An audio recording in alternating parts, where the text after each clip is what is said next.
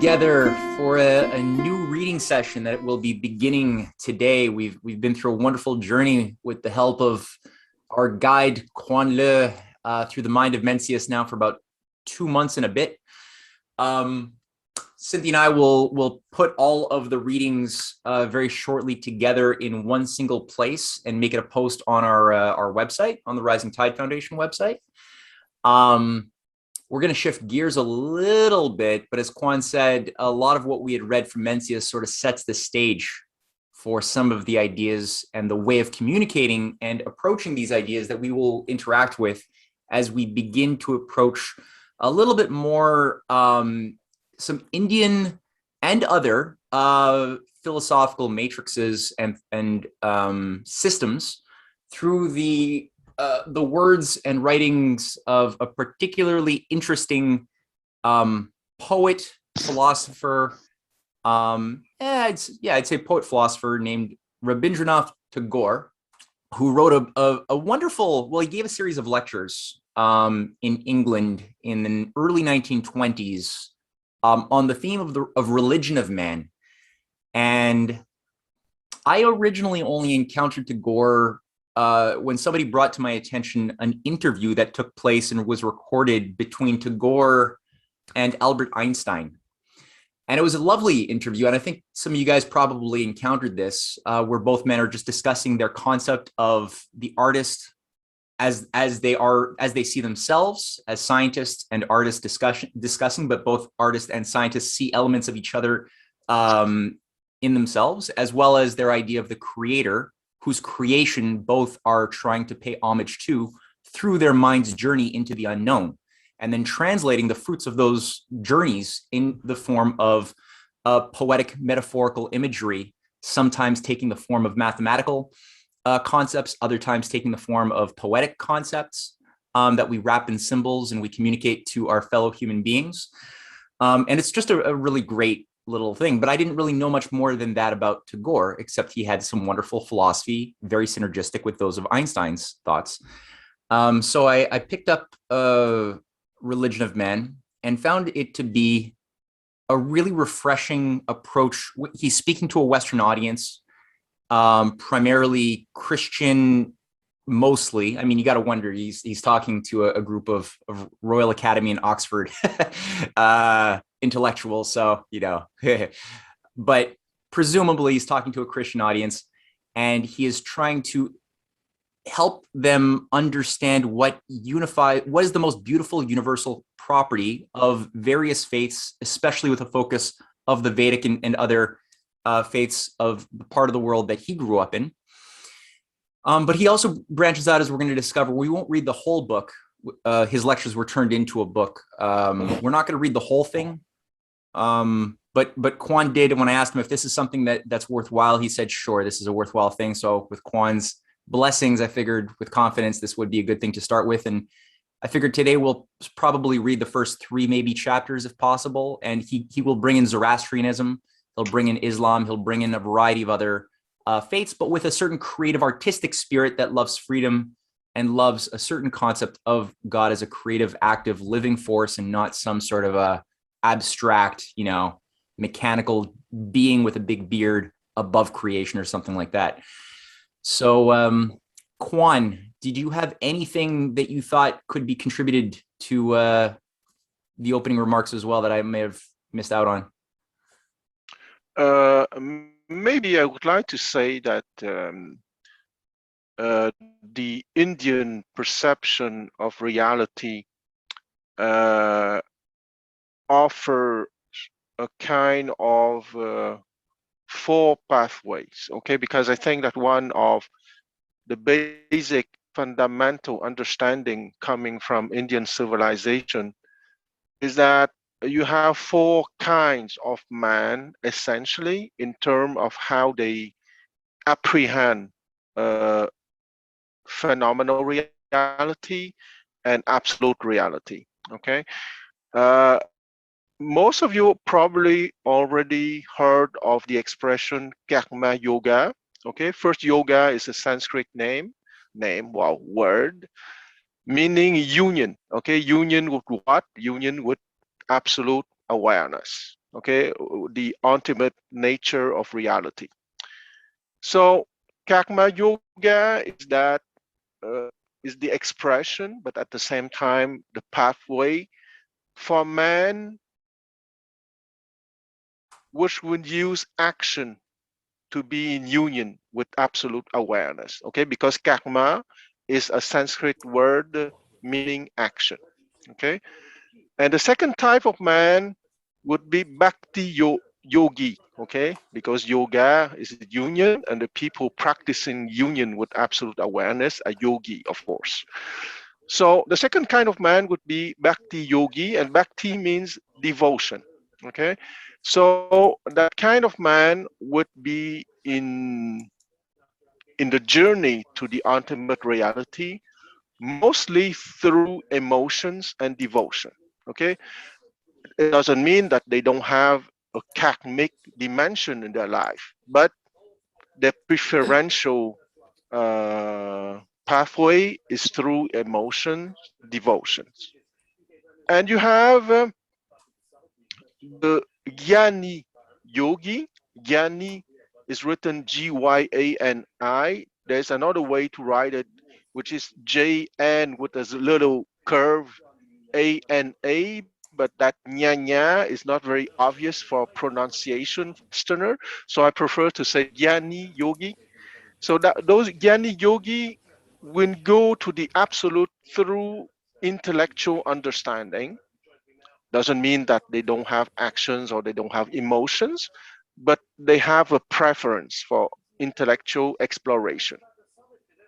And finally, the last kind of man are the Raja Yogi. Okay, Raja mean the king. Okay, so those men already have their center in pure awareness, but they need to make it more complete.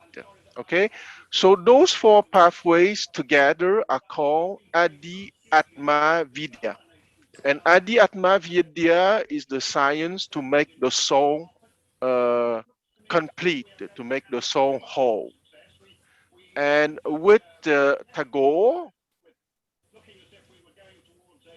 it's more the Bhakti Yogi, but you will see there are also some elements of Karma Yogi, of Raja Yogi, and Jnana Yogi. Okay, so once again, uh, even if you have a preferential, a prefer pathway, it doesn't mean that you're not also in the four pathways at the same time. So that's all for my small comment for tonight. All right, cool. Thank you. All right. Let's do a screen share here.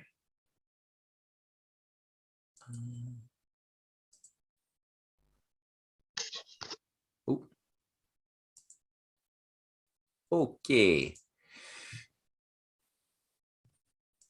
Now, every time I say how many pages or chapters I think we're going to get through, I'm always wrong. So I'm not going to estimate anything. What I will say, though, is that it won't be direct. We won't encounter a lot of different various religions at the beginning.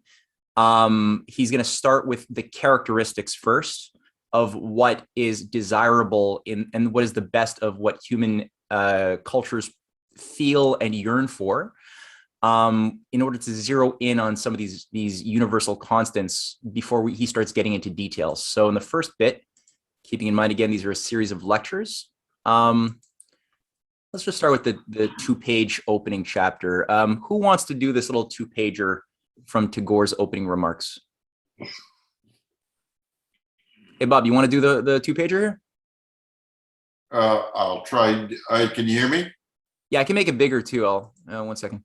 Yeah, I need it bigger. Thanks. Yeah, totally. Thank you. Hold on, I can do it even bigger. That's too okay. Oops. Okay. The chapters included in this book, which comprises the Hebert lectures delivered in Oxford at Manchester College during the month of May 1930, contain also the gleanings of my thoughts on the same subject from the harvest of many lectures and addresses delivered in different countries of the world over a considerable period of my life. The fact that one theme runs through all only proves to me that the religion of man has been growing within my mind as a religious experience and not merely as a philosophical subject.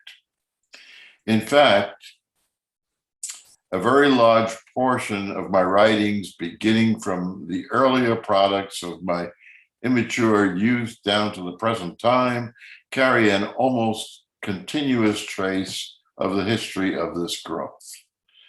Today, I am made conscious of the fact that the works that I have started and the words that I have uttered are deeply linked by a unity of inspiration whose proper definition has often remained unrevealed to me.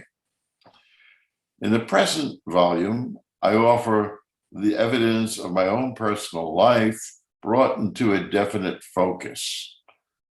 To some of my readers, this will supply matter of psychological interest, but for others, I hope it will carry with it its own ideal value important for such a subject as religion. My sincere thanks are due to the Hebert trustees and especially to Dr. W.H. Drummond, with whom I have been in constant correspondence, for allowing me to postpone the delivery of these Hebert lectures from the year 1928, when I was too ill to proceed to Europe, until the summer of 1930. I have also to thank the trustees for their very kind permission given to me to present the substance of the lectures in this book in an enlarged form by dividing the whole subject into chapters instead of keeping strictly to the lecture form in which they were delivered in Oxford. May I add that the great kindness of my hostess, Mrs. Drummond, in Oxford will always remain in my memory, along with these lectures, as intimately associated with them. In the Appendix 1, I have gathered together from my own writings certain parallel passages which bring the reader to the heart of my main theme. Furthermore, 2 extracts, which contain historical material of great value, are from the pen of my esteemed colleague and friend, Professor Kishidi Mohan Sen. To him, I would express my gratitude for the help he has given me in bringing before me the religious ideas of medieval India, which touch the subject of my lectures. All right. Okay, so let's start with at least the first 2 chapters and see where it goes.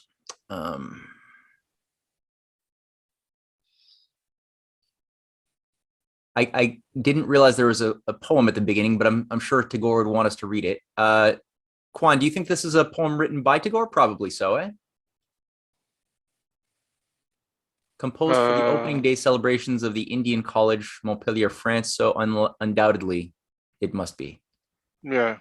I'm always nervous reading a new poem off the cuff because I feel like these things require somebody think through it and rehearse it a little bit to work. What do you think, Kwan? Should somebody just read it? Yeah, because once again, I think that it would illustrate perfectly that Tagore is a poet. So it's the way of emotion, Bhakti Yoga. And I think that reading the poem at the beginning precisely would be very traditional in the good way of the word. Do you feel confident that you could read it well, you think? Why not? Let's Go have for a it. try. If it's too catastrophic, just cut it. Yeah. So, okay. The eternal dream is born on the wings of ageless light that rends the veil of the vague and goes across time. weaving ceaseless patterns of being. The mystery remains dumb, the meaning of this pilgrimage, the endless adventure of existence, whose rush along the sky flames up into innumerable rings of paths, till at last knowledge gleams out from the dusk in the infinity of human spirit, and in that dim lighted dawn, she speechlessly gazes through the break in the mist at the vision of life and of love, emerging from the tumult of profound pain and joy. And I would say that this poem is the essential nutshell, the core of all the books. All right. Well done. So yeah, and I just want to go back at the first four lines, okay? The eternal dream, okay? Because for Indian philosophy, phenomenal reality is Maya, okay? Maya, M-A-Y-A, and it's a very important word, meaning illusion, but illusion is not a good translation, okay? Maya is rather the phenomenal reality. So that phenomenal reality is eternal because it is related also to absolute reality. So that eternal dream is born on the wings of ageless light. Precisely, that ageless light is absolute awareness, okay? Foundational reality that rends the veil of the vague and goes across time. And that ageless light is at the foundation of time, which allows the eternal dream and weaving ceaseless patterns of being. And that is truly extraordinary, weaving ceaseless patterns of being, okay? Because being is the foundation, is the ageless light. And weaving ceaseless patterns is precisely the unceasing phenomenal reality, the eternal dream. But I stop here because I want us to read the book. Thank you. Yeah, and it's very, very platonic in that sense, and no, it's good. Who would like to read chapter 1?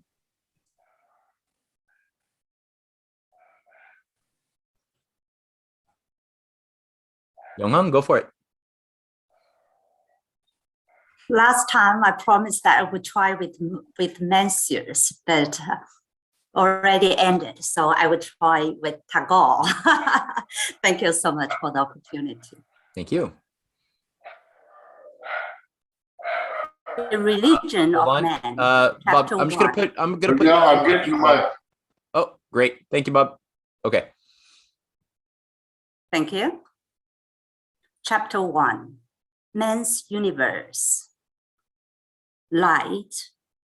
As the radiant energy of creation started the ring dance of atoms in a diminutive sky, and also the dance of the stars in the vast, lonely theater of time and space. The planets came out of their bath of fire and basked in the sun for ages. They were the thrones of the gigantic inert, dumb and desolate, which knew not the meaning of its own blind destiny and majestically frowned upon a future when its monarchy would be menaced. Then came a time when life was brought into the arena in the tiniest little monocycle of a cell. With its gift of growth and power of adaptation, it faced the ponderous enormity of things and contradicted the unmeaningless of their bulk. It was made conscious, not of the volume, but of the value of existence, which it ever tried to enhance and maintain in many branched paths of creation, overcoming the obstructive inertia of nature by obeying nature's law. But the miracle of creation did not stop here, and this isolated speck of life launched on a lonely voyage to the unknown. A multitude of cells, were bound together into a larger unit, not through aggregation, but through a marvelous quality of complex interrelationship, maintaining a perfect coordination of functions. This is the creative principle of unity, the divine mystery of existence that baffles all analysis. The larger cooperative units could adequately pay for a greater freedom of self-expression, and they began to form and develop in their bodies new organs of power, new instruments of efficiency.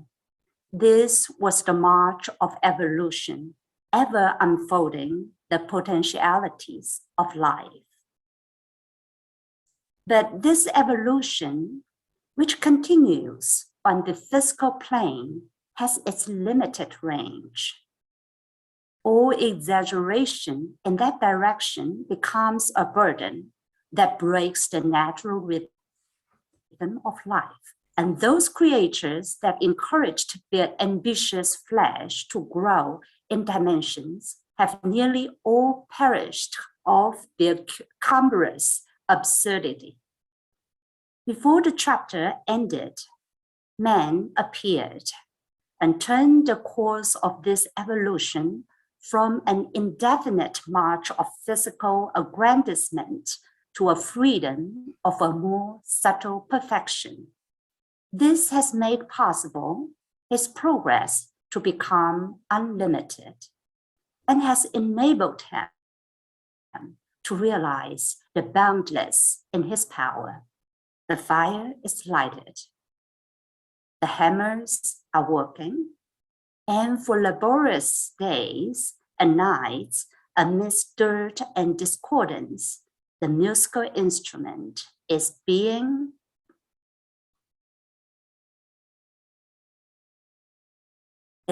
made. We may accept this as a detached fact and follow its evolution. But when the music is revealed, we know that the whole thing is a part of the manifestation of music, in spite of its contradictory character. The process of evolution, which after ages has reached man, must be realized in its unity with him. Through in him, it assumes a new value and proceeds to a different path.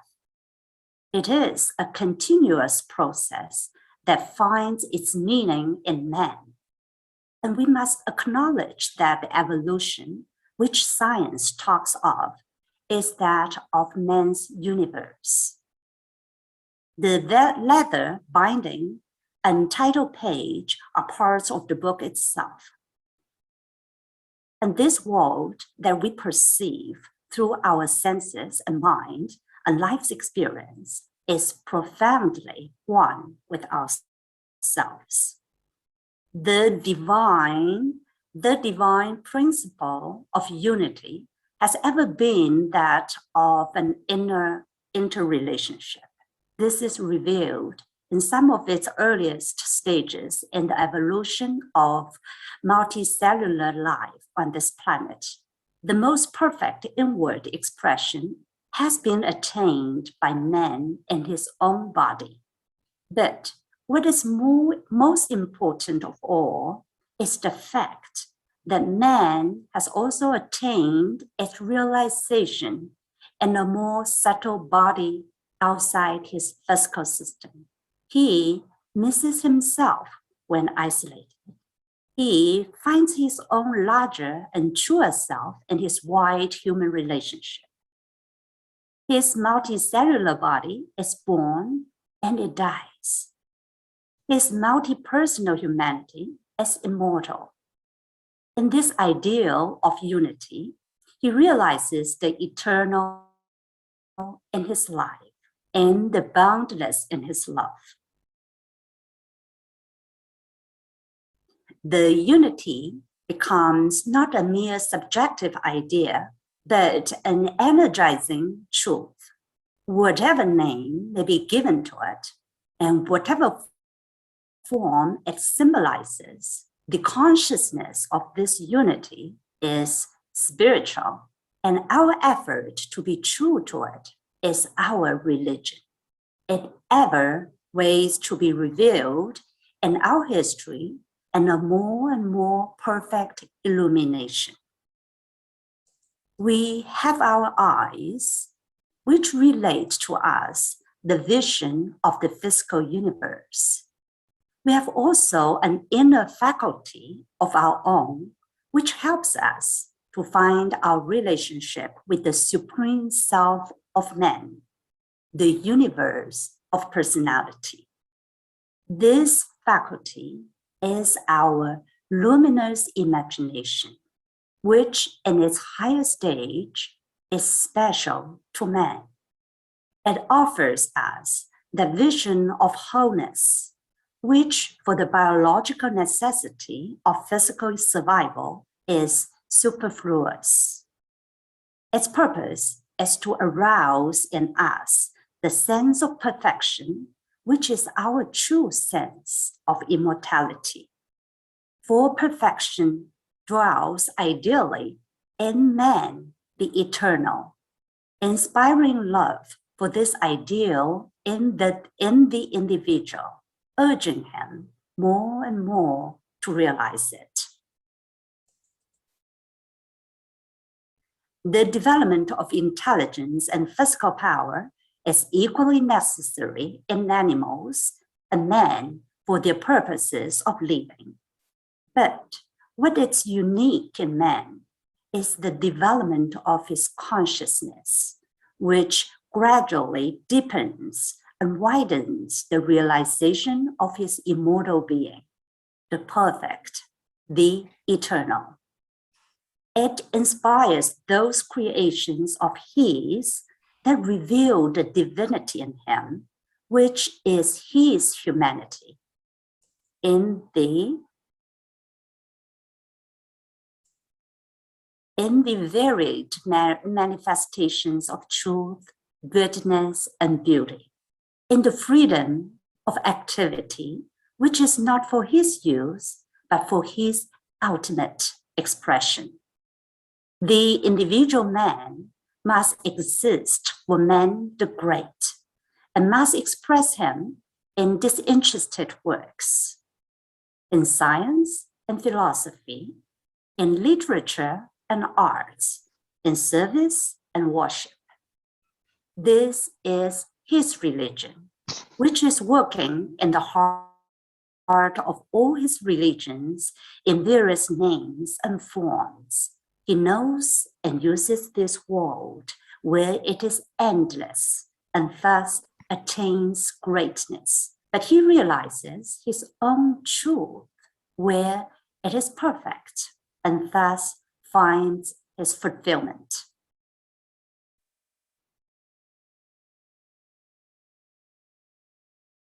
We don't stop here? Okay, we'll continue. Well, it's glorious, and I don't know. I thought that maybe if anybody wants at any point to stop and introduce a thought or a question or an analysis, feel free, everybody, to do so. But I personally didn't feel need to do that. Kwan, yeah? Yeah, I suggest that Yonghao read the next 3 lines, because the next 3 lines, if you want. You have my admirations. I have to say that I haven't done my homework. For me, every line is a new line. but you are certainly so familiar with all the content. Okay, so I will do as you suggested, the next 3 lines, right? Yeah. The idea of the humanity of our God, or the divinity of man, the eternal, is the main subject of this book. Thank you. Yeah, exactly. And here he say it in an ordinary way, but the poem he put the beginning of the book is the book. Okay, so I always thought that poetry is much more powerful than prose, something quite ordinary to say because it's obvious. But here I want to put in parallel the poem, which is the exact equivalent of the whole book, and those 3 lines, which explain on the basic level the poem. Mm-hmm.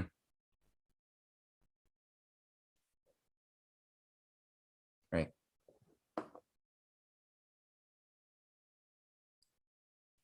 Yeah, it's such a difficult place to just pull out a quote that has universal meaning, because it's like every single line is packed with universality.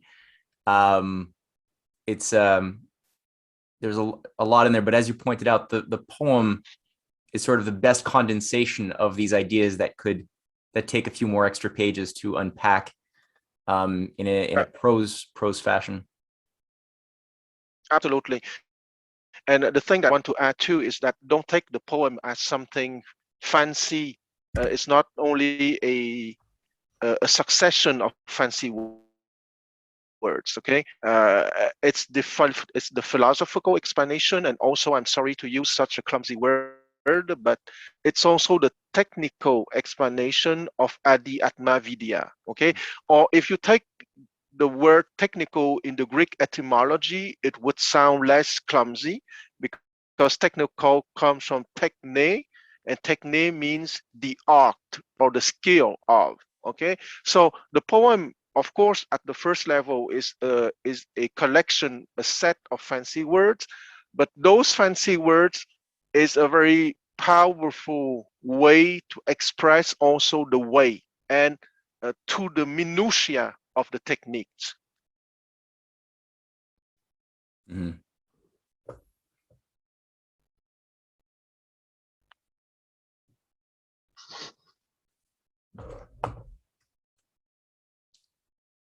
Yeah, Yonghong, if you want to keep reading or anything, you're welcome to do so. You're just on mute though. Yeah, for sure. Anyone else would like to have a try? I find it so, for these 3 lines, I find it so profound, because it's about the humanity of our God. You know, when he talks about God, it's about humanity of God. He stresses that. And then for the man, because we always think about man as being human, right? But he also stresses the importance that there is also divinity in us. You know, so that the unity of the two, and makes God complete and make us complete and make us unite with the God. So I think this, of course, Kwan knows better than me. He's a philosopher, which I'm not, but in Chinese philosophy, we also have that emphasis of 天人合一, of the unity of human beings and God. So you are supposed to be one, but because of the complicated human heart and human desires, and also because of the ignorance, so we are driven further and further away from our source of life, which is the humanity of God. And then we only have this human heart, but we certainly, I mean, the divine nature of human beings were blocked. So I find that, even though I cannot think, I have to admit that when I read, I cannot think at all. I cannot even make sense of the whole sentence. For me, it's just word by word. But these three words, and really, you know, like make me have this admiration. We'll definitely take turns reading for sure, Young Hong. Quan, I just cut you off. I'm sorry. Go for it. No.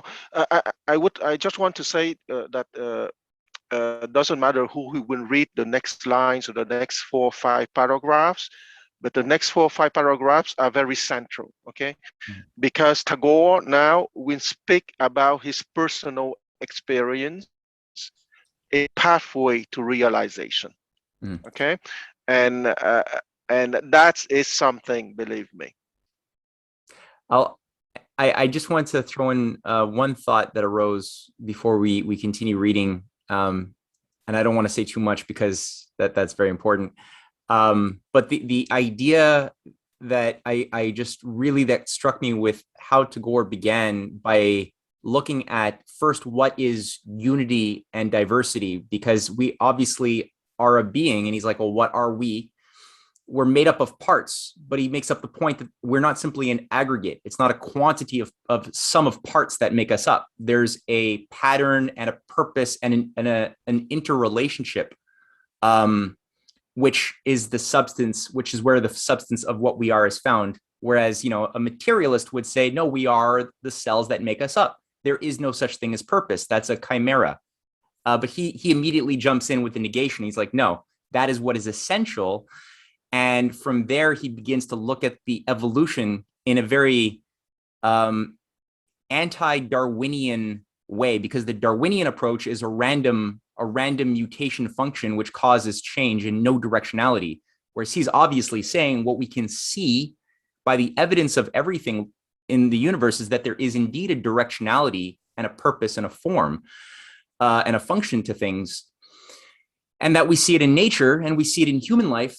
And that evolution has been moving in a way that has almost been designed to bring about this quality of human beings. So all of that which came before humans was designed to bring about finally an environment in which the human mind and being and poetic spirit could then be expressed. It couldn't skip steps, but all of the steps were given meaning by the existence of human beings, which have an additional characteristic. So I love this ability to just jump back from poetry to science to theology. You know, it's a very flexible and good mode of thinking.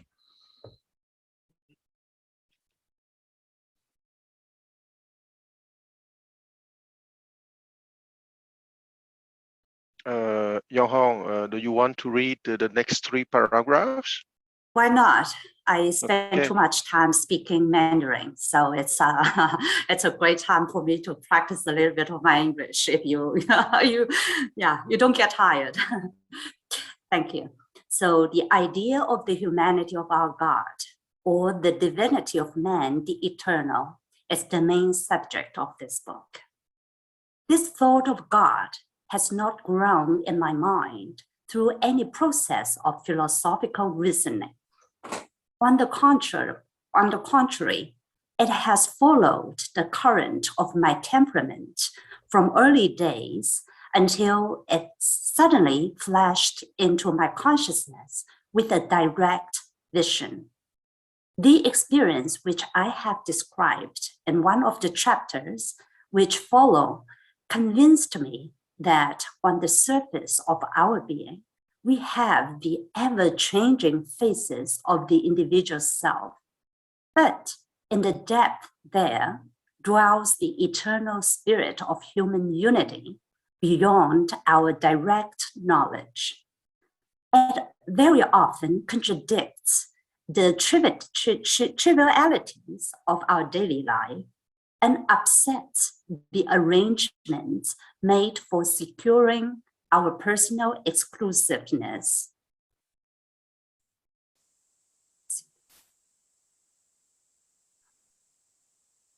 Behind the walls of individual habits and superficial conventions. It inspires in us works that are the expressions of a universal spirit. It invokes unexpectedly in the midst of a self-centered life, a supreme sacrifice. At its core, we hasten to dedicate our lives to the cause of truth and beauty, to unrewarded service of others, in spite of our lack of faith in the positive reality of the ideal values. During the discussion of my own religious experience, I have expressed my belief that the first stage of my realization was through my feeling of intimacy with nature. Not that nature, which has its channel of information for our mind and physical relationship with our living body, but that which satisfies our personality with manifestations that make our life rich and stimulate our imagination and their harmony of forms, colors, sounds, and movements. It is not that world which vanishes into abstract symbols behind its own testimony to science, but that which lavishly displays its wealth of reality to our personal self, having its own perpetual reaction upon our human nature. I have mentioned in connection with my personal experience some songs which I have often heard from wandering village singers belonging to a popular sect of Bengal, called Baus. Correct me, please, if I don't pronounce it right, who have no images, temples, scriptures, or ceremonials, who declare in their songs the divinity of man and express for him an intense feeling of love, coming from men who are unsophisticated, living a simple life in obscurity.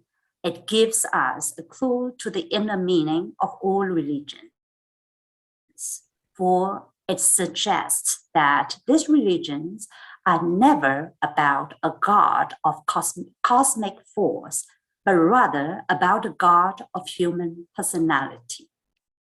At the same time, it must be admitted that even the impersonal aspect of truth dealt with by science belongs to the human universe. But men of science tell us that truth, unlike beauty and goodness, is independent of our consciousness. They explain to us how the belief that truth is independent of the human mind is a mystical belief, natural to man, but at the same time inexplicable, but may not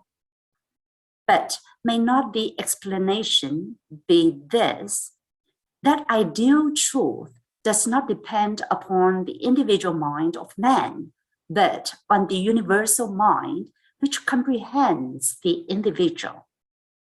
For to say that truth, as we see it, exists apart from humanity is really to contradict science itself, because science can only organize into rational concepts those facts which man can know and understand, and logic is a machinery of thinking created by the mechanic man.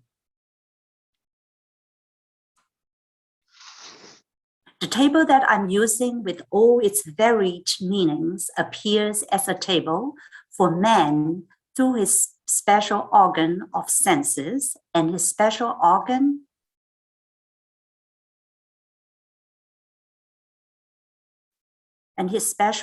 of thoughts.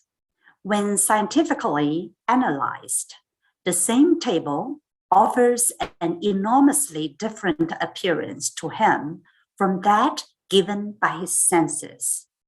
The evidence of his physical senses and that of his logic and his scientific instruments are both related to his own power of comprehension. Both are true and true for him. He makes use of the table with full confidence for his physical purposes, and with equal confidence makes intellectual use of it for his scientific knowledge. But the knowledge is his who is a man. If a particular man as an individual did not exist, the table would exist at the same, all the same, but still as a thing that is related to the human mind. The contradiction that there is between the table of our sense perception and the table of our scientific knowledge has its common center of reconciliation and human personality. So just quick, do people think that he is refuting possibly the existence of objective knowledge outside of human beings? Or is he saying that there's something different? Because there's a certain, I think, chosen maybe ambiguity that he's playing with there a little bit. What do people think?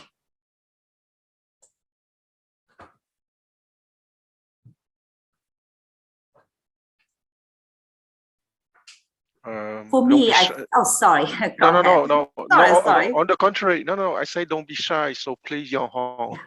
Yeah, I think he stresses the term, the theme, unity here, because for us, our human mind we will have a tendency to go to one extreme, or we have that dichotomy. Economy. Sorry again? Dichotomy. Yeah, exactly. We always say that this against, it's either black or white, right or wrong, yes or no, good or bad. That's often our human thought. But here he tries to address both. Now, it's not just about logic. It's not just about the rational. It's also about your senses, your feelings, your emotions. So yeah, so he tries to combine the emotional part as well as the rational part together. And I think the unity for me is always the theme. Yeah. Like in the Chinese. Absolutely, no, absolutely. That's exactly what caught me too, because the idea there's an idea in psychology of Gestalt, the Gestalt meaning a thought object, which is not the same as a table. You could have a thought of a table, like he says, which is different from a table, and it's based upon our seeing with reason and the characteristic of a thought, an idea, which has a variety of types, including higher ideas like justice or other lower ideas like objects, but it's based upon a purpose, right? It has the idea of logic that is not necessarily evident in the outward form of the table. So that's, I think, a really important idea, that there are these unities called thoughts that exist in the minds of people. And then there are these unities that are there in nature, and there's connection to the two, but you don't want to assume that they're all the same, that there's this hierarchy, right? And yeah, that really caught me, that there's this human universe, and it's not like tables stop existing or gravity stops existing if there are no human beings. That's not the case. But the idea of gravity as a discoverable concept that is explainable by reason, or the scientific elements that go into table as it was discovered and formed, there's so many, all those, that is something that is purely a human, the effect of human thought. But it doesn't stop existing without humans. Well, yeah. Exactly. And what he meant there, because there's always that dance, that dialectics between phenomenal reality and absolute reality. Okay, when he was speaking of the human personality on the first level, using the table, he was referring to a first level of phenomenal reality. And when the scientific would use his machines, his scientific instruments, okay, I read the 3-4 lines. When scientifically analyzed, the same table offers an enormously different appearance to him from that given by his senses. Okay, so what is given by his senses is the first level of phenomenal reality, but when that table is subjected to scientific analysis. Wow, that's give a second level of phenomenal reality. Okay, and then the evidence of his physical senses and that of his logic and his scientific instruments are both related to his own power of comprehension. Both are true and true for him. Okay, so either you examine a table or any object with your bare eyes and with your touch, your senses of touch and so on, it will give a first level of phenomenal reality. If you examine the table with a microscope, you would be capable to see the inner fibers of the wood or so on. It would give you another level of phenomenal reality. But ultimately, it's your eyes that look through the microscope, and it's the same intellectual human brain that will give you the power of comprehension. So it's another, maybe I would not say deeper, but more sophisticated level of phenomenal reality, because the ultimate message of Indian philosophy is that there's nothing wrong to go on exploring the multiple patterns, okay? Because at the beginning, at the third or fourth line of the poem, is written patterns with an S, okay, of the eternal light. So the subject of the book is the divinity of the eternal man, and the divinity of the eternal man is of the same nature than the eternal light. And but you are brought there through the journey of exploring more and more sophisticated pattern of phenomenal reality, which will always be phenomenal reality and not ultimate reality.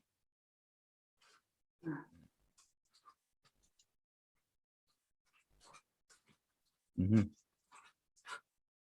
So, if I may, there's an apparent dichotomy of the phenomenology and the ultimate reality, but ultimately they connect through the human mind. Absolutely. And he says, but the knowledge is his who is a man. Yes, with a capital M. Okay, so once again, the subject of this book is the divinity of the eternal man. Okay, so the man that has the eternal light in him, if you want, or the man who recognizes the eternal light in him, because that eternal light is always there. Okay, you might ignore it, you might not be informed about it, you might not be enlightened about it, because I go back to just after the paragraph that you read, the Yong Hong, when he said that the subject of this book is the eternal man. Just the next 3 lines, I'm trying to find the page.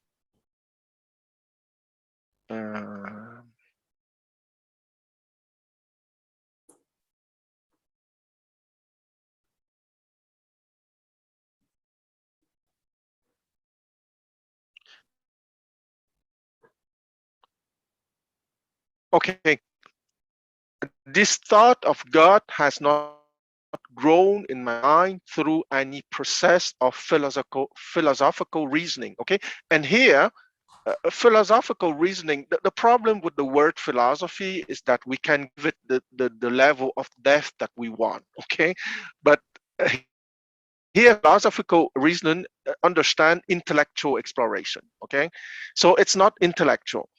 On the contrary, it has followed the current of my temperament from early days until it suddenly flashed into my consciousness with a direct vision. Okay, so here is very important, because we can explore outer reality with very sophisticated instruments as we want. Okay, the truth or the reality of the table as seen with my bare eyes or seen with the most sophisticated microscope in the world is of the same value. Okay, it's not because the microscope is more sophisticated that it has more value in terms of phenomenal reality. What is of value is that journey into the different patterns, as in the poem, of phenomenal reality will bring you ultimately to the eternal light, which is the subject of this book, or the divinity of the eternal man. And that kind of thing, even if it's good to have an exploration of phenomenal reality, more and more sophisticated, but that kind of thing, he said, will be given graciously to all man, most of the time as a flash into your consciousness with a direct vision, meaning not passing through the senses or the intellectual operations. Yeah, and it's interesting to think about what way of thinking would set us on the wrong path that would deprive us of that experience as well, because he's obviously going out of his way to weave a very reasonable and poetic tapestry as well, for to give the mind and the heart a certain context in which to enhance the ability to experience that. Whereas if one did not have, if one was deprived of a lot of these concepts, it would be much more difficult to find oneself on the path towards that, that goal. Exactly, Matthew. Yeah. Exactly, Matthew. Once again, you show your brilliance. Oh, stop it. Because, no, I'm sincere, Matthew. I'm not being ironic. The problem is that each time I compliment you, you think I'm ironic. That's not true, Matthew. Okay, I'm sincere. And the bad educations, precisely, the education that will stuff your mind with so much things that would excite the intellects. I'm not saying that it's not good to develop the intellect, okay? But I say that the bad education is to be so obsessed on the intellect that it would precisely deprive you of that direct vision. Yonghong? Me? Yes.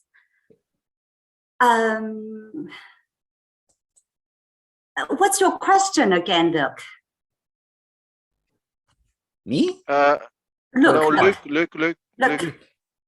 You're talking about the mind, right? Etc. Go ahead, please.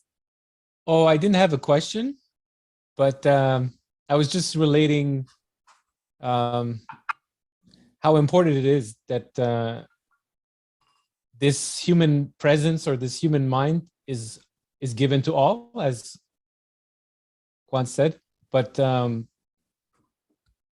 in man, there's like an ability to observe phenomenons, but also he is either conscious or unconscious about his connection with the ultimate truth or universal truths. Yeah. Well, the way that Luke say that, and I remember his words, okay, he said that ultimately it's about our mind, okay? But our mind with the face, with the side facing phenomenal reality, or with the face, or with the side facing ultimate reality, okay? And the side facing phenomenal reality, we can be more and more sophisticated, and it's not a bad thing because that's the way to develop science and technology. But there will be always something that will be missing if the person is not guided to return to the side facing ultimate reality.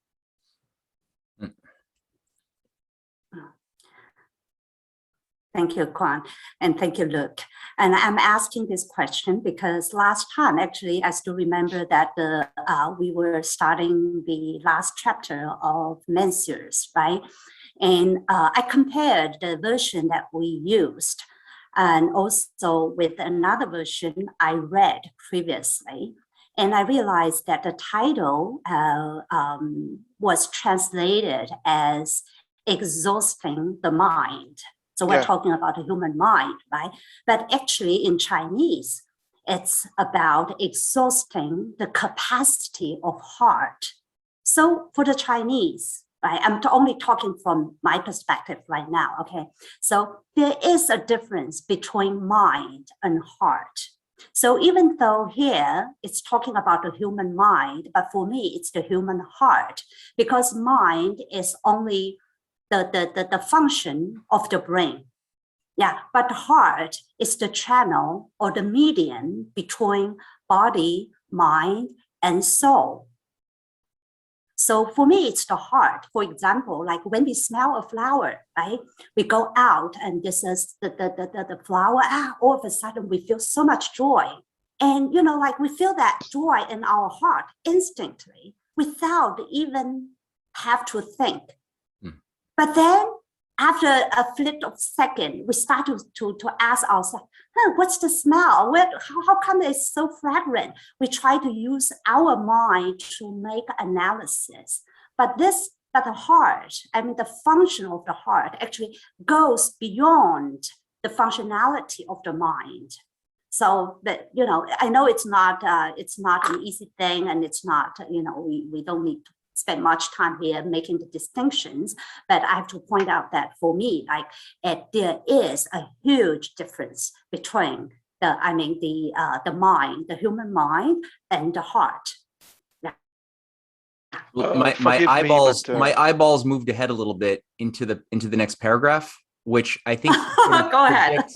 sort of predicts that your line of thinking a little bit, Yong Hong, and he actually seems to address that almost directly. So maybe we could see what Tagore thinks about that. We are all poets. That means we are all inborn, inherent poets. It's a good sign. It's a good sign. Yeah. Thank you. Luke, what was that? Thank you. I just wanted to share something which occurred to me right now, which was an image of a sound wave, because it's always interesting that the sound wave has a medium, and it's going above, and then it goes under, and it goes, and it's actually probably not as if it's on a two-dimensional plane. It might be like a spiral, but there's an idea when you see it in the two-dimension that you have to go out in the world and bring it back to your mind, and you think about it, and then you connect to your mind, and then you come back to the world in a fresh perspective, like a reset, and then you come in to go get something else. And you're always, and when Kwan says a dance, you need to continuously interact and be connected to be fully human. You need to be be able to connect with yourself completely. I had these segues are hey, I had a conversation with a young guy who had a display at Dawson College showcasing his work with his professor on reducing a Bach fugue to sine waves using Fourier analysis.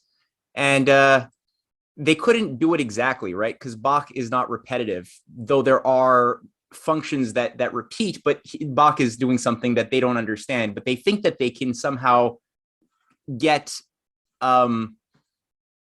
they think they could reduce the entire fugue to these mathematical functions, right?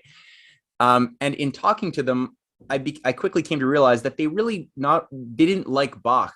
They didn't know anything about Bach's personality. They didn't really enjoy his music. They just really wanted to do this exercise. And all they could see, they couldn't hear the music in their soul. All they could see was the logic of the mathematical sine waves that they were obsessed with, like a puzzle. And it was so cold and sterile to talk to these poor people who had this most beautiful divine music right in front of them that they couldn't hear, you know. Or they could have a direct audition, okay? As Tagore was speaking of the fact that his first spiritual experience by a direct vision, it's a general expression, okay? Those two guys should have forgotten about the computers and their program and their Fourier series and so on, and have a direct audition, okay, or a direct perception, if you want, okay, to avoid vision, perception, and so on. And precisely, we were speaking of that kind of bad education that would prevent you to have your first experience of direct vision. Because the word vision, understand me well, is not necessarily something that would pass by something you see, okay? Vision here is the Sanskrit word vipassana, okay? And probably you heard of the Pali word vipassana, when you have people making advertisement for some group of meditation. But the Sanskrit vipassana, which is deep vision, is precisely what is Tagore tried to explain when he used the two English word direct vision. And it doesn't have to pass by something seen, okay? It could have been something musical or something by the touch and so on. Yeah, right, right. Mm-hmm.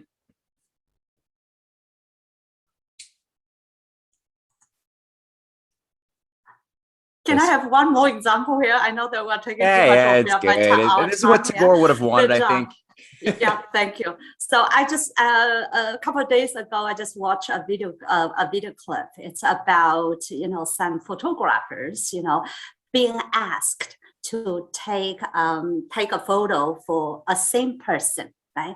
But before the task, and each of the photographer was given some kind of hint about that person's past experience. For example, one person was hinted that that person has a criminal history record. And then there's another one, given the hint of him, that person being a worker or being whatever, they given different perceptions as a kind of hint. And then the result, the result came out so differently. The same person, but 5 photographers, the result is completely different. You would think that they are taking photos for 5 totally different persons. Interesting. But actually, just for the same person. And then in the end, they were told that the hint that was given to them was actually fake. You see, even a hint can manipulate your mind in such a delicate way without you being even aware of it. Yeah, but even without a hint, of course, everyone will come. For example, we come into this reading session with our previous experience and with our previous knowledge. So our mind has already been, as Quan said, actually, the mind is not pure anymore. It already has its lenses, different lenses, So, but how can you penetrate? How can you trust? How can you train your mind to be righteous, to be wise, and to see and to get connected with the vision? So that's through the function of the heart, but that's another thing. I'm just thinking about that. Thank you for sharing the examples. Yeah. Sure. Well, there's definitely a dance of the mind and heart that have to dance together, and it's a question of just finding the most natural way that happens. And I think after Tagore, maybe I'll propose, and after we read some of what Quan has some ideas for some follow-up readings, but some Schiller would be nice, I think, to splice into our curriculum as a reading experience, to get into the mind of how Schiller addresses this in a very similar and fun, free way. But I would like to ask something technical. I don't know if it's the right moment. I don't know. It's always the right moment. Sure, go for it. Okay,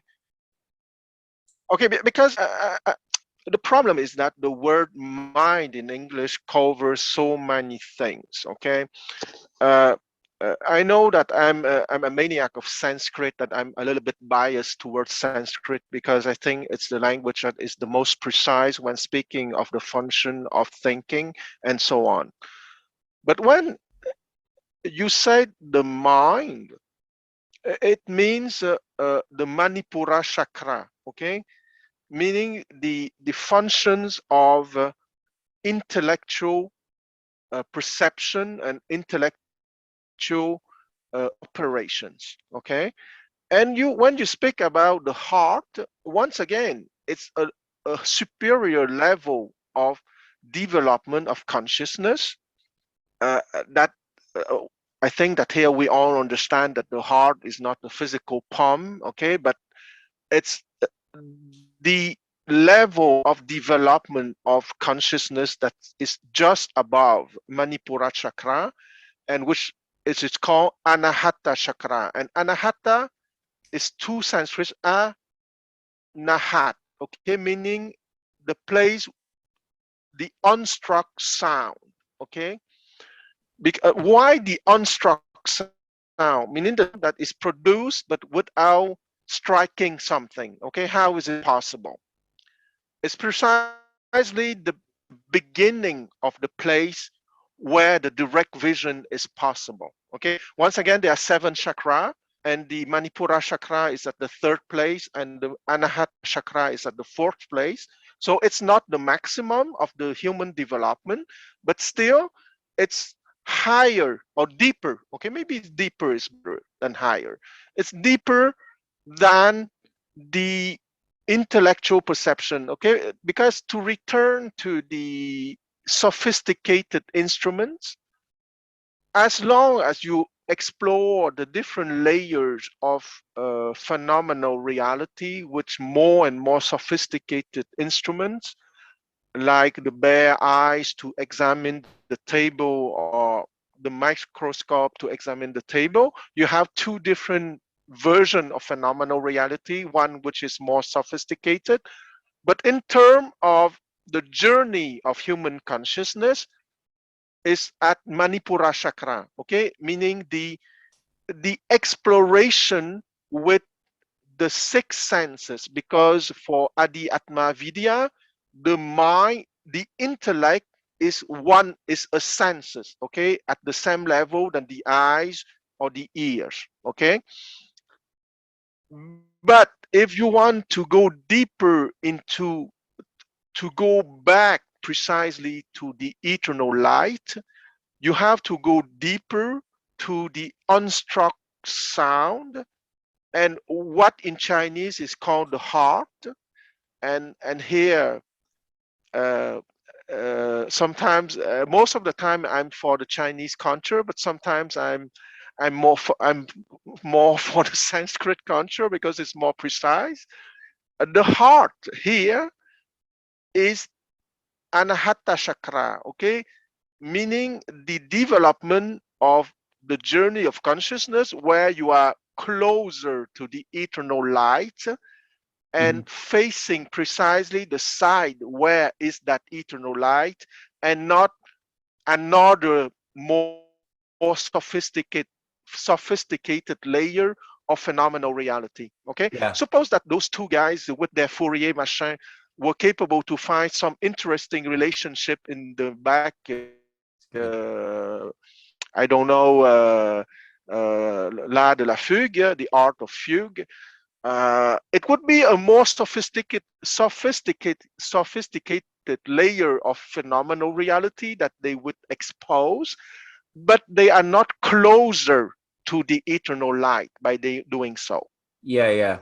What one thing, see, every thought inspires more thoughts, and it's hard to stop. But the thing that, because we'd formerly read Leibniz's discourses on metaphysics, and then the Plato's Phaedo, which Leibniz was reading and was inspired by, where what you're saying about the unstruck harmony reminds me of Leibniz's concept of the innate pre-existent harmony inside of each of us, which, if you think about mind as far as the root of the idea of to measure, right?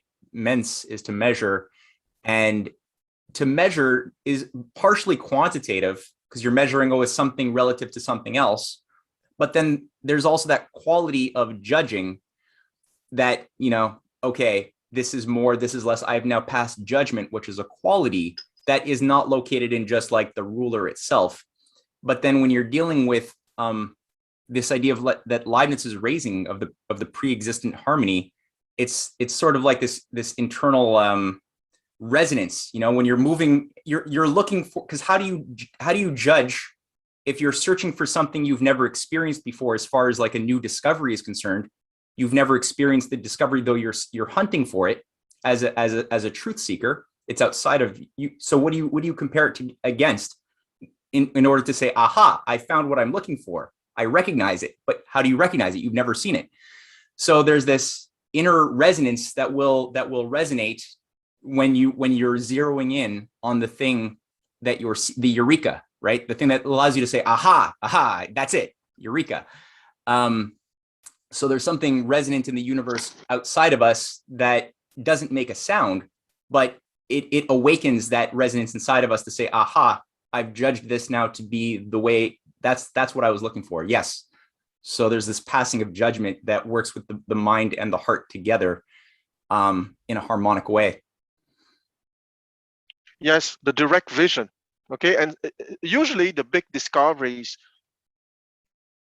come from direct vision, and after you use the intellect in order to express that direct vision. Yeah. Okay, yeah.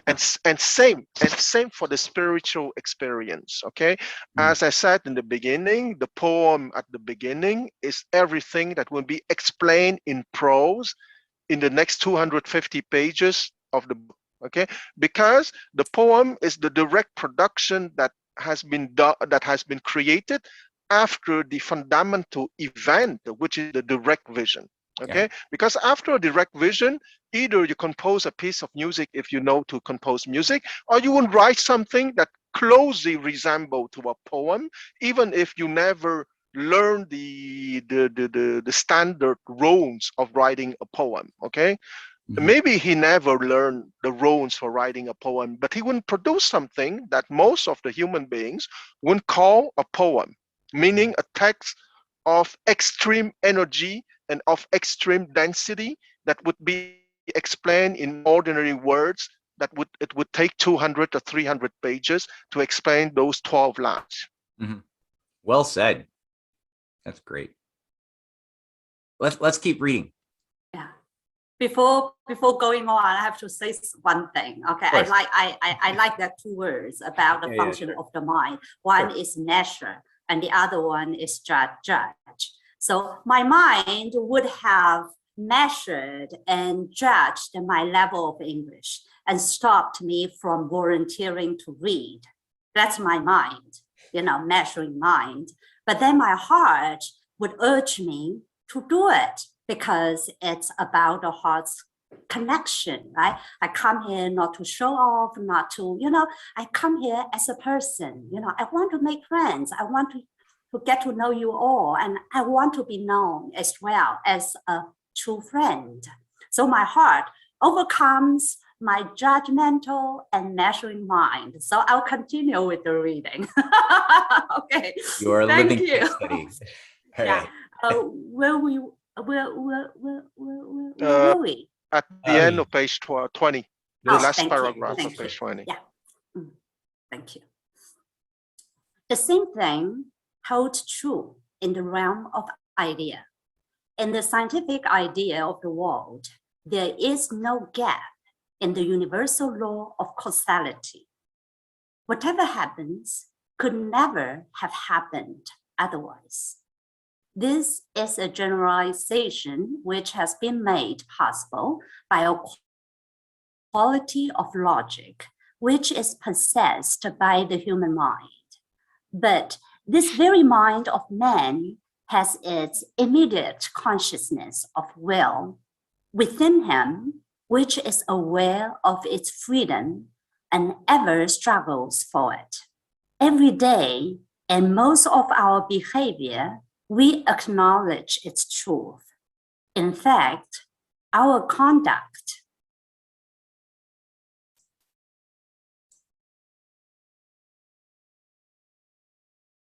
Our conduct finds its best value in its relation to its truth. Thus, this has its analogy in our daily behavior with regard to a table. For whatever may be the conclusion that science has unquestionably proved about the table, we are amply rewarded when we deal with it as a solid fact and never as a crowd of fluid claimants that represent a certain kind of energy. We can also utilize this phenomenon of the measurement. The space represented by a needle, when magnified by the microscope, may cause us no anxiety as to the number of angles who could be accommodated on its point, or camels which could walk through its eye. In a cinema picture, our vision of time and space can be expanded or condensed merely according to the different technique of the instrument. A seed carries packed in a minute receptacle a future which is enormous in its contents, both in time and space. Oh, in that case, it's ironic that the word minute, it both doubles spatially and temporally for the same word, but with different meanings. So there's minute as far as small, and minute as far as a small amount of time. And so space and time. It's fun that it's the same spelling. I never thought about that until you just said that. Thank you. I learned. I always learn my lessons. Yeah. Thank you so much. Yeah, it's minute. Yeah. Minute. Okay. The truth, which is man, has not emerged out of nothing at a certain point of time, even though seemingly it might have been manifested then. But the manifestation of man has no end in itself, not even now. Neither did it have its beginning in any particular time we ascribe to it. The truth of man is in the heart of eternity, the fact of it being evolved through endless ages. If man's manifestation has rounded a background of millions of light years, still it is his own background. He includes in himself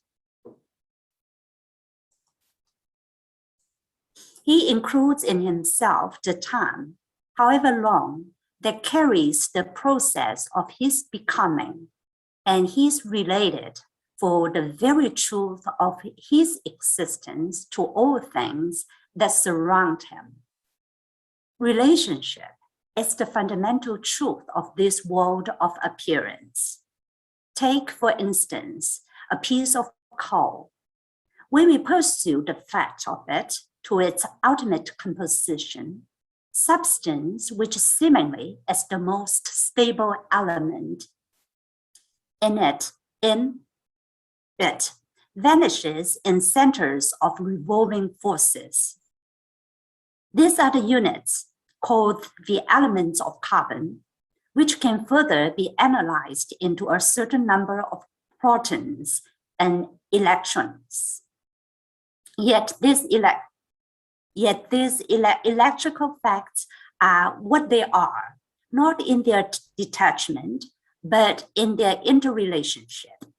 And though possibly someday they themselves may be further analyzed, nevertheless, the pervasive truth of interrelation, which is manifested in them, will remain. Excuse me, any volunteer? I need some tea for my throat. Sorry. Luke, you want to read? All right. Thank you, Luke. My pleasure. Young Hung. So we do not know how these elements, as carbon, compose a piece of coal. All that we can say is that they build up that appearance through a unity of interrelationship, which unites them not merely in an individual piece of coal, but in a comradeship of creative coordination with the entire physical universe. Creation has been made possible through the continual self-surrender of the unit to the universe. And the spiritual universe of man is also ever claiming self-renunciation from the indivisible units. This spiritual process is not so easy as the physical one in the physical world, for the intelligence and will of the units have to be tempered to those of the universal spirit. It is said in a verse of the Upanishad that this world, which is all movement, is pervaded by one supreme unity.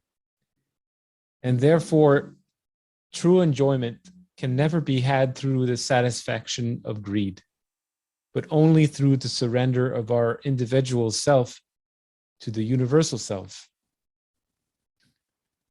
There are thinkers who advocate the doctrine of the plurality of worlds, which can only mean that there are worlds that are absolutely unrelated to each other.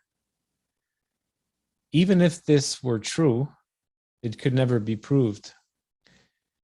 For our universe is the sum total of what man feels, knows, imagines, reasons to be, and of whatever is knowable to him now or in another time. It affects him differently in its different aspects, in its beauty, its inevitable sequence of happenings, its potentiality.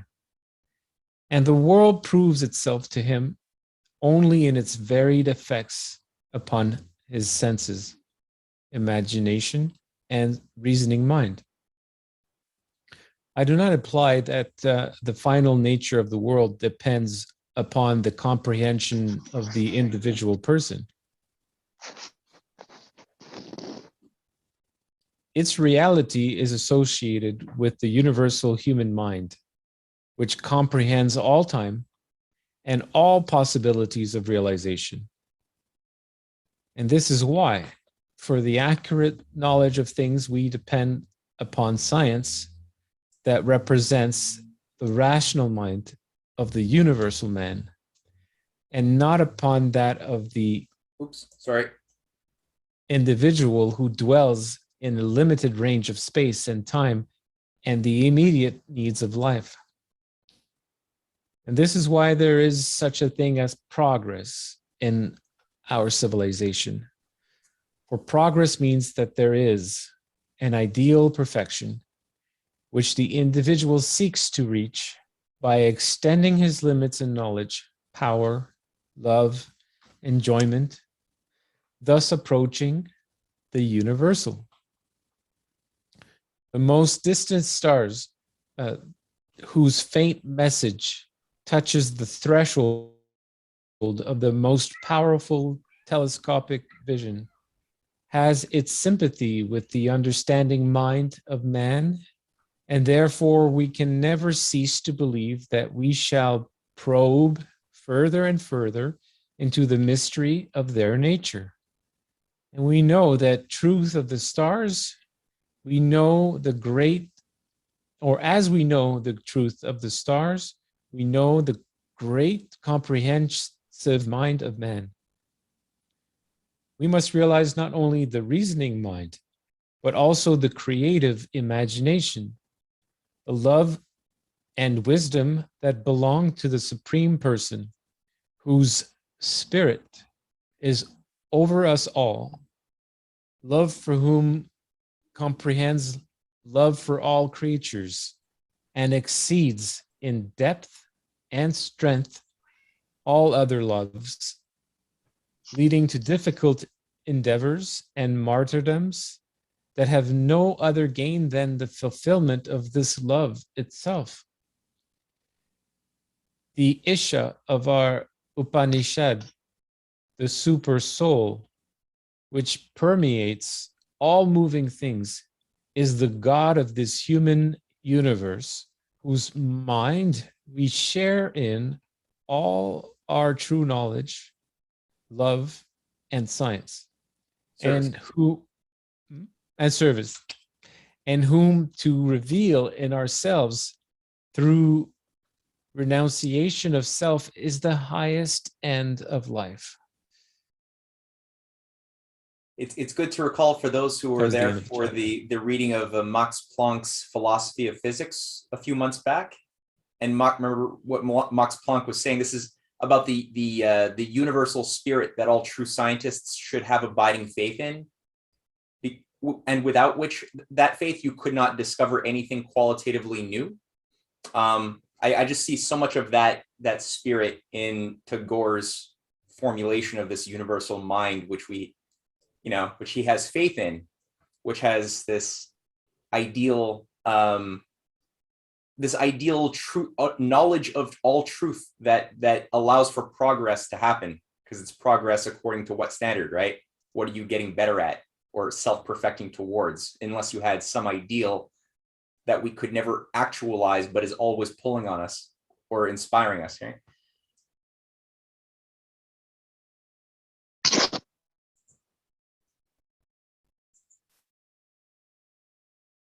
I'm really looking forward to reading the Upanishad, or whatever selections you pick, Kwan.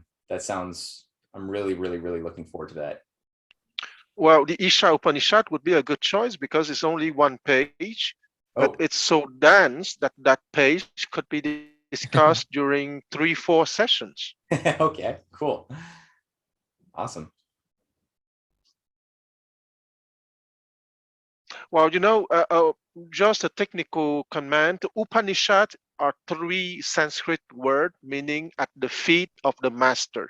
Okay, but you have to understand that it's not necessarily the master in flesh. Okay, so it's the super soul. The master with the capital M is the super soul, and the Upanishad is the journey to the super soul.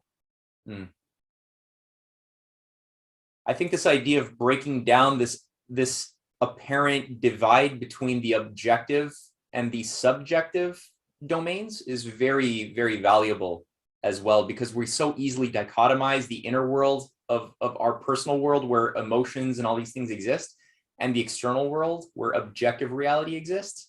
But when you really start thinking about things a little bit more and realizing that our own internal world is a reflection, I mean, we exist as parts of the universe, there is no real such dichotomy. There does seem to be a certain subjectivity in the universe around us, which allows for purpose external to human beings to exist in the first place. So it's a very valuable line of thinking. Yes, and I repeat again, the supreme journey is not to get more and more sophisticated version of phenomenal reality. That's a play that we can play, of course, and we play those things for many centuries, and we will keep on playing those kind of plays, and that's okay. But the ultimate journey is precisely to go on the side facing the super soul. And it doesn't preclude us to continue our plays of creating more and more sophisticated versions of phenomenal reality. It's part of our nature, I think.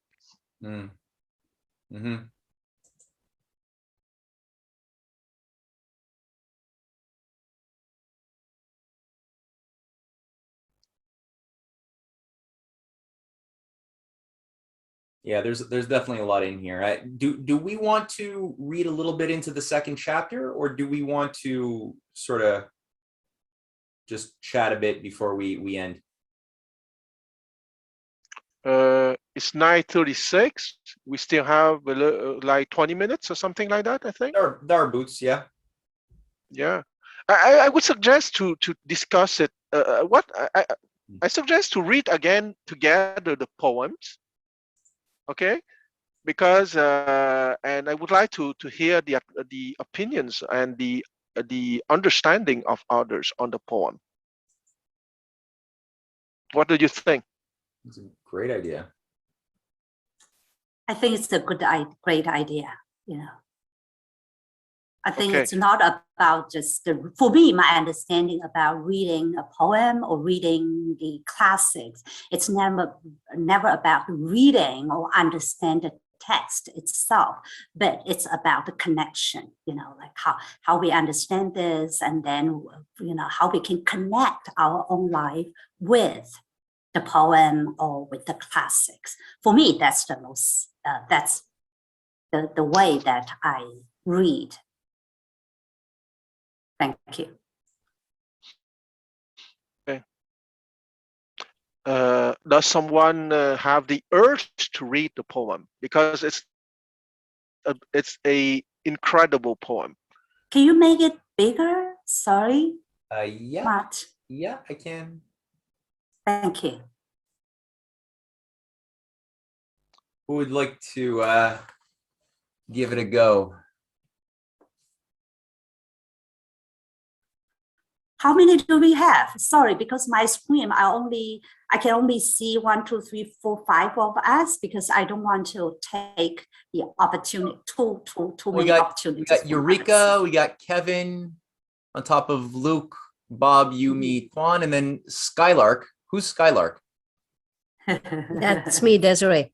Oh, hey, Desiree, how you doing? I'm doing fine. You? I'm doing great. That's good. So yeah, who would like to? I would love to hear Miss Skylark, because she has such a beautiful voice. I would love to listen to you, you know, to recite a poem. If it's not, Okay, I can try. Can you hear me? Yeah, Yes. certainly. Beautifully.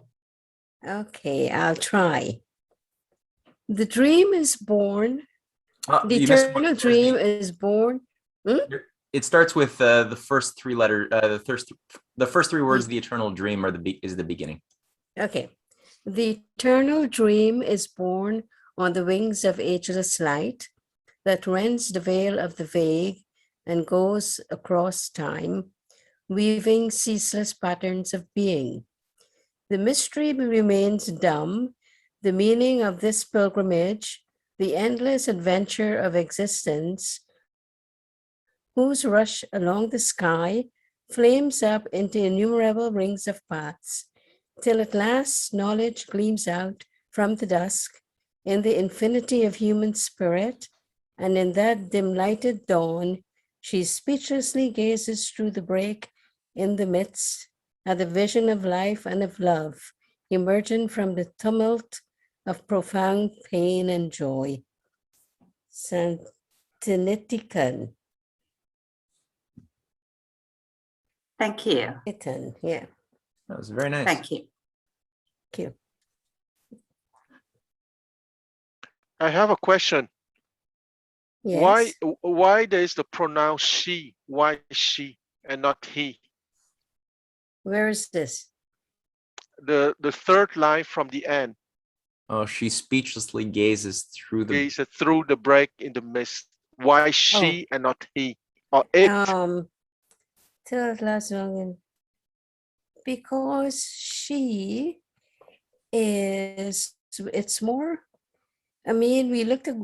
I think we look at God mostly as he, while there is the feminine.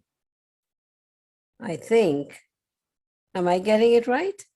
That's certainly one good interpretation, because as you guessed, Skylord, there's no good answer in that kind of thing. Okay, so your answer is one good answer for sure. No, yeah, I like that, because it does get at the idea of the attraction, because he's talking about the human spirit that yearns, right? That seeks. And so there's a certain attractive force between the yearning individual spirit and God, which it's seeking out, which seems to be sort of permeating this text. So the idea of a masculine, feminine, concept would be an Yes, appropriate yes. thing. It's not a bad idea at all. Okay. Another answer? Because she has he. So it's the unity of the female and the male for me. So it's already the unity. She has he, right? So for me, Yeah. that's the, yeah. That's another good answer. Another good answer? Hmm.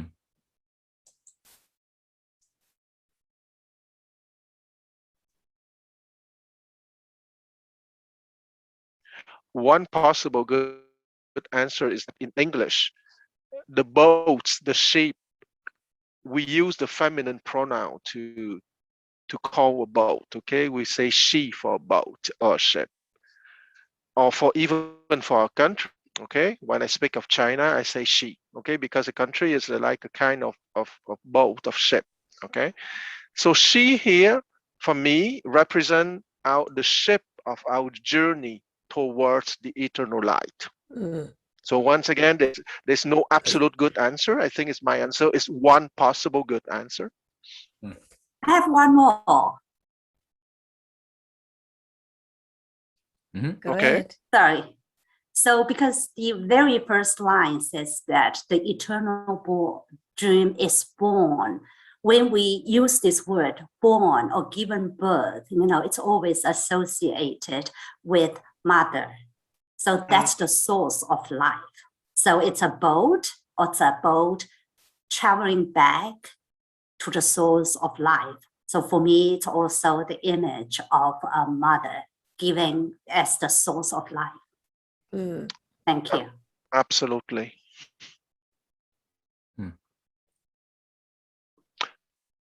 I would like to make a comment on this 1, 2, 3, 4, 5, the sixth line, okay? The first line of the second paragraph or strophe. The mystery remains dumb.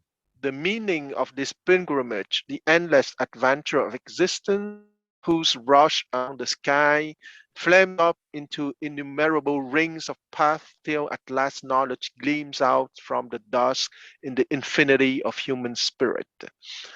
Okay, so here,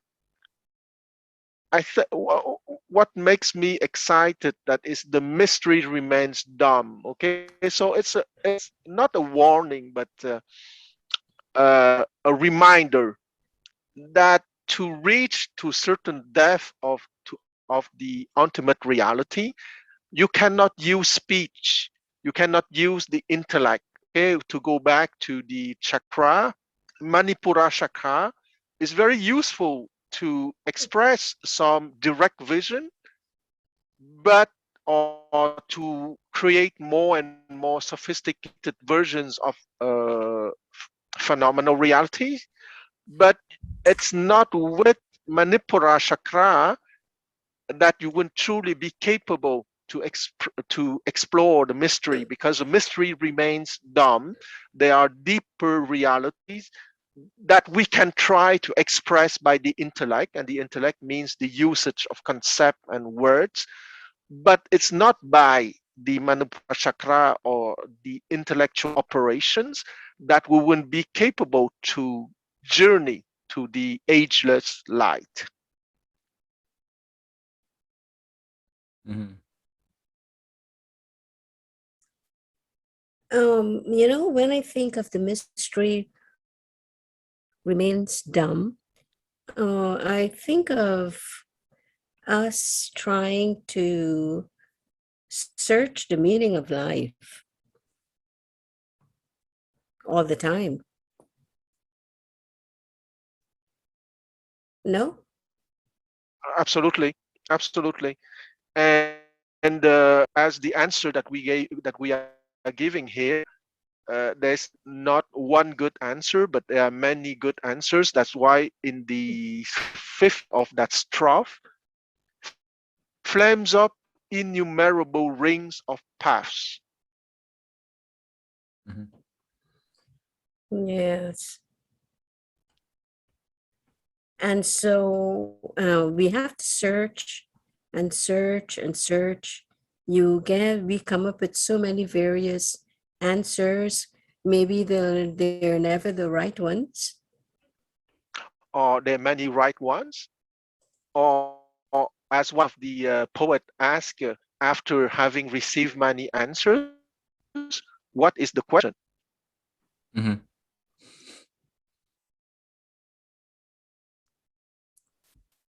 That's a good one. The very end of it, since I think, you know, a story always has a punchline, or a joke has a punchline, which animates a lot of the, or sheds light on a lot of the reasons for the steps moving through the joke or the story. But I think that I was struck by the end lines, where he describes how she speechlessly gazes through the break in the mist at the vision of life and of love, emerging from the tumult of profound pain and joy. And the idea that, you know, you have this journey, you've got all of this imagery of the innumerable rings of paths and the endless adventure. So there's a certain infinity with no necessary end, but there's definitely a directed yearning towards a goal that we can't be expected to fully reach, but we know, but the ending of it, I find that when you start breaking through the mist of the things that were, you know, holding you back from your goal, you start seeing that the character of life and of love emerge. And that there's this tying, the process of the profound pain and joy. It's like that there was you know, when you give birth, because you're talking about a dream being born, it's the idea of conception, which is also an idea, right? That being born, you're conceiving, which comes from also an idea of pregnancy, is not necessarily without its pain, from what I've been told, as a guy privileged to never have to go through that. But there's also a joy, right? When you're holding the baby in your arms after that pain. But it comes with work. I was going to say something because there's a link, I think, that can be made with she being speechless. She speechlessly gazes. So who is that is gazing? And we return to the earlier sentence about the mystery remains dumb, as in speechless or not speaking. So does it mean that the mystery is the let's say God? And are we not gazing for a glimpse at God for a moment after we go through tumult of profound pain and joy, and then we see hope, we see a vision of life and love out of nowhere? Like, could it be that we are actually looking at God for a brief moment, and God will not say anything because that's not the way it works? Well, you know, I also look at it. They say God dreams. There's this mind that thinks and brings all this into existence. And bringing it into existence, as Matthew was saying, that it's something like someone giving birth through all the pain, and then the joy bursts forth eventually. But the dream, the eternal dream, is what we are always doing. Yes. the eternal dream is always going on. Exactly. And so every new revelation either causes pain and joy,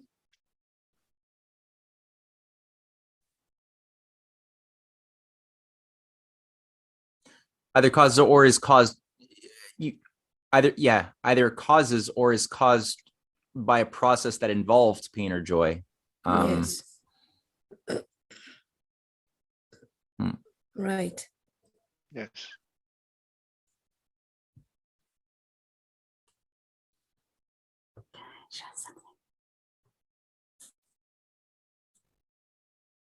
May I share some thought? Sure. Sorry. Thank you. What's your name again, Skylark? Desiree. Desiree. I have a terrible memory in memorizing It's okay. people's names. Yeah. So thank you for your sharing, and to look to everyone. Yeah. I was thinking about, because in the chapter, right, he also talks, the poet also talks about the eternal God, and also the humanity in God, and also the divinity in human beings. So I could not imagine myself in God's position. But I can only understand from a mom's perspective, from a mother's perspective. For example, when I read these poems, I find a deep, deep connection through my own experience as a mother. Yeah, as a mother, I'm a mother of a 20-year-old kid, a young man, okay? So as a mother, in your heart, you will have this eternal love and hope for him, like that eternal dream, because you dream that one day he will grow up, he will become a decent human being, he will be, be a responsible person, a gentleman. So you always have that eternal dream, but he will have his own path to go through.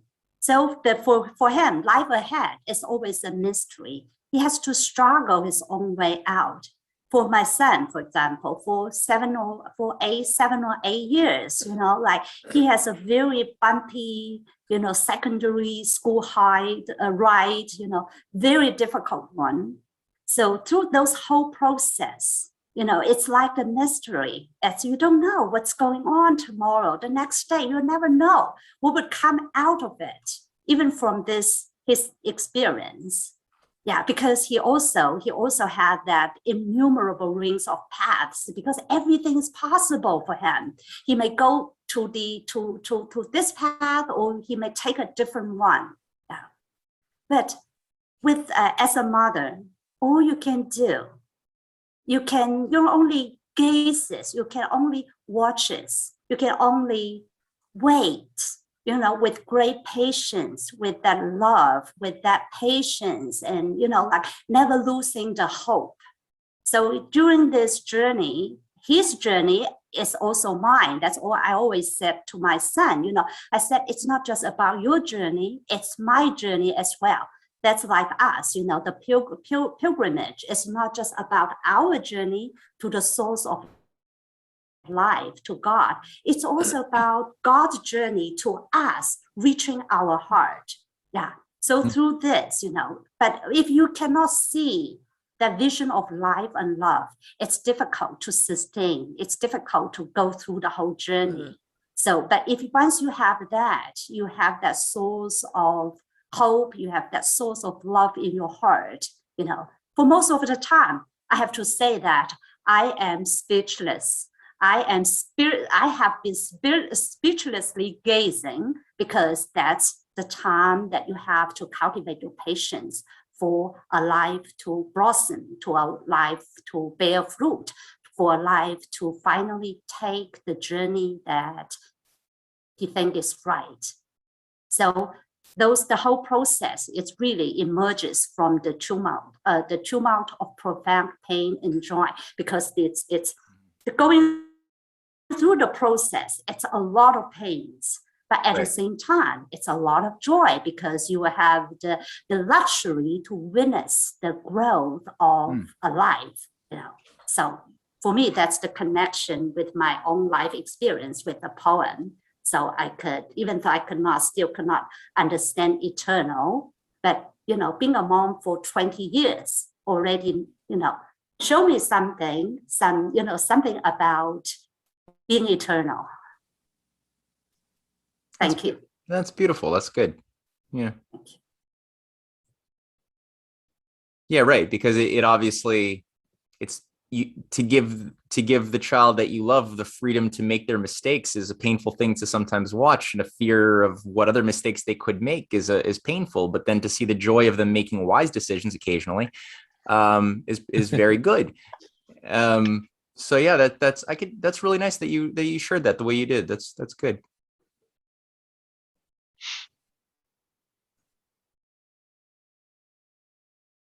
I have a follow-up.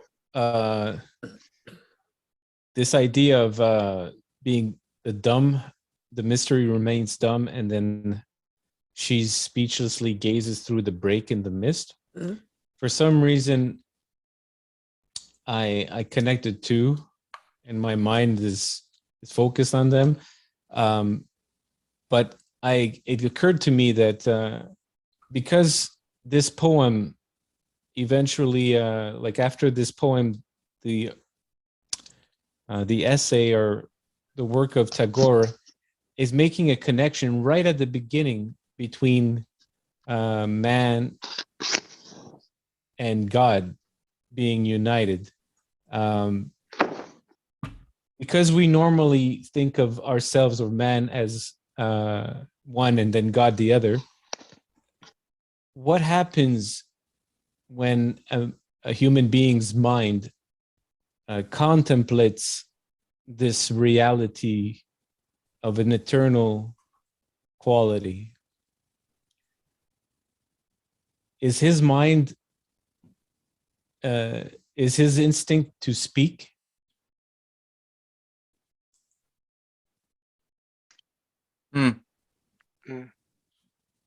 Sorry, Well, just make sure that I follow your questions correctly. Could you? Yeah, I mean, when you are thinking that Tagore is talking about leading you, or is presenting you the connection between God and the man, your mind, how does it react when you see the rapprochement, or you see the connection?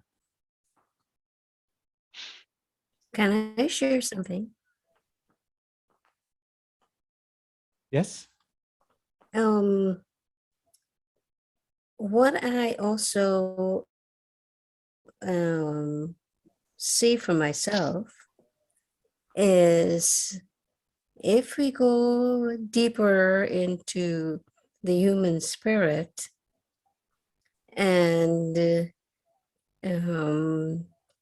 understand that within us dwells the soul, the spirit. And I think when you break that veil and realize, you come to the realization that spirit and soul is what is the connection. I think that should give us joy. It can cause pain too, but ultimately it's a joy of knowing, understanding, seeing that connection, knowing that you connect on a spiritual level with the spirit of the universe, that we're all one, we connect in that way. That's another way that I see it.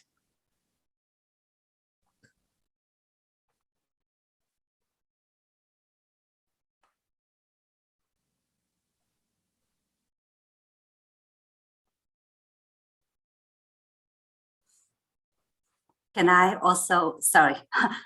Sure, go ahead. I'm in the mood of talking for tonight, that's for sure. Oh, it's already 10. Yeah. That's good. Yeah. But just a quick comment, because last time, actually, when we were reading the Mencius, I think, Luke, you asked a very deep question that I was hoping to relate to, but we did not have the chance, because at that time you were asking that if we are all going to heaven, something like that. I forgot under what context, right? And we also have the other very thought-provocative question from Matt, saying that, Matt, you talk about that movie about a lady, right?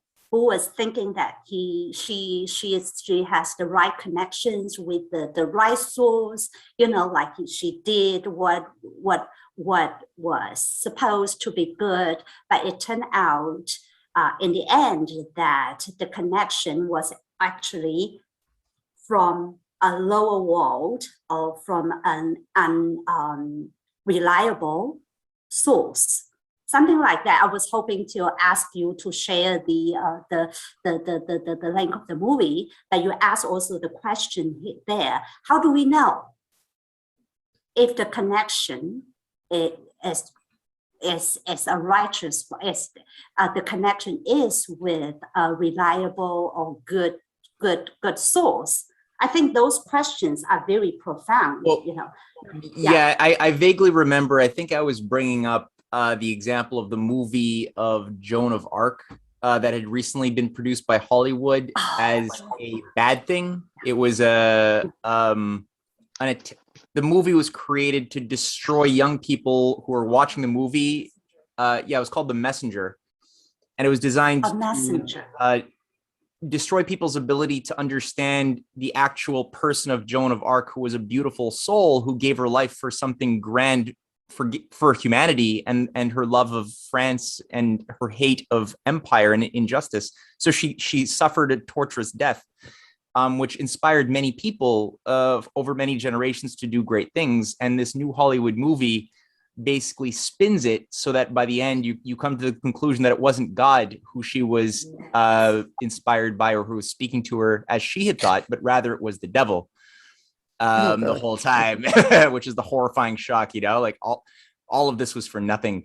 So, that was where I don't remember the context in which that arose, but certainly one has to be always aware of where their inspiration is coming from, for sure, which requires knowledge of something, right? You can't, I think when you try to make changes based upon, ignorance masquerading as knowledge, you tend to create tragic outcomes that should never have happened, that hurt a lot of people.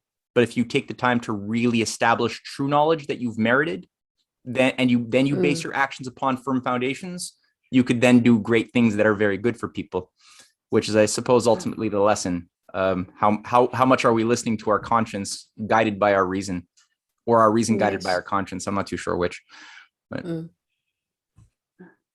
or they severed, I don't remember Luke's you were saying Luke had mentioned something about the afterlife, and I don't remember that exactly. I don't know if Luke remember anything about that, Luke? Well, it was evoked by something that Mencius was saying. Okay. Yeah, but you use a very key word for me, okay, Matt. You said conscience. So I remember that years ago, before I came here to Canada, I was very troubled by my life, So because for one thing, how can I tell the truth? How can I know that what I see is the truth? And how can I be sure of it? So that's what's troubled me for years, because I wanted to make sure that what I've been doing is righteous. But who can tell it is? Who knows? If it's not righteous, it will lead me, all the good intentions, just like the proverb says, the pavement to hell is paved by good intentions. Mm-hmm. So years back, I was asking that question, so I asked someone I trusted and I got an answer. So maybe next time I can share that. I know that it's already past 10, you know, maybe it's somewhat in relation to what Rick Luke asked. Yeah. But when we speak the truth, it has to be in relation to others and being good for others, not just for ourselves.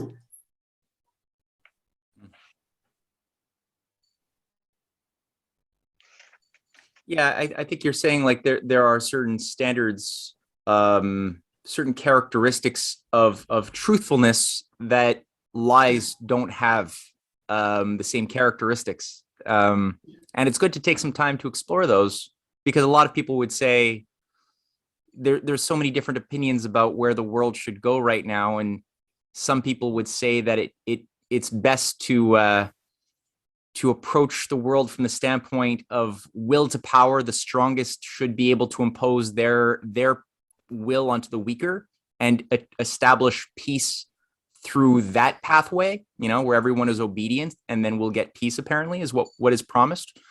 And then other people say, no, we should take actions that reflect the benefit of all participants in order to achieve peace, and not just imposing the will of one strong onto the weaker. That's a better approach. And so how do you judge which opinion is true and which one is false? So to have some internal standards to take the time to think about it is very important. Otherwise, we could make the mistake of giving our acquiescence to something which is ultimately going to hurt our families and our loved ones and everybody else in the future. So, yeah. But that being said, it is, I do have a meeting that I have to be on in 5 minutes. So I will have to, end it for today and leave it as a cliffhanger. But I think that this is a great text. I didn't anticipate what bountiful discussion would arise. I should have guessed. So yeah, certainly I'm looking forward to reading chapter 2 next week with all of you. And I sent out a link in the chat box to a wonderful poem by John Keats called Ode to a Nightingale, which is I saw it. Thank you. Sure. Yeah. And it would be great as well for people to, if you got, you know, an extra 30 minutes throughout the week, to sit down and read through the poem a couple of times, because it's not what you think it is. And it's good to ponder what he's actually talking about. Is it really a nightingale, or I don't know, but check it out and think about some of the stuff we talked about tonight, which I think you'll recognize some patterns. Yes. Okay. All right, folks. Thank you so much. Ciao. Till Thank next you. week. Have a good Bye. night to all. Good night. Thank you so much. Thank you.